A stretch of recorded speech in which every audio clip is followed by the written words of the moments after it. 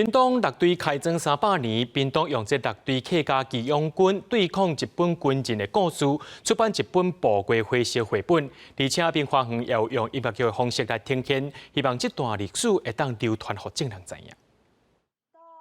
陆队300年，屏东县府推出这本宝贵回忆的绘本，主要是讲1895年陆队义勇军甲各族群做伙对抗日本人，伫宝月楼甲火烧庄这两场战役的故事，用水墨画风格描写这段历史。作者屏东大学教授施碧尊表示，这毋但是客人的过去，对当时台湾其他族群嘛真有意义。今麦屏东人林小鸟好多人。哦，甲按今仔这步月火烧哦，6堆客家吼，甲安尼原住民联合起来吼，对抗日本人，这是唯一台湾史上上大第一件的大团结。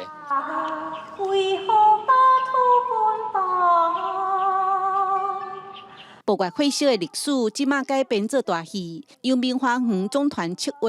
演员伫见面会用无同的语言拍招呼。因为这出戏是用下届音乐剧来展现无同族群的故事，所以毋但有客语，嘛有台语、台湾族的语言，大家做伙守护这块土地。我们现场除了舞台、主舞台，还有副舞台，还有什么观众席，都是我们的表演场地。现场要布置3万株的光芒灰，把那个现场布置起来，还原当时的历史。孙翠红表示，这出戏因已经准备2档26要演出，22000个观众的户外表演是真大的考验。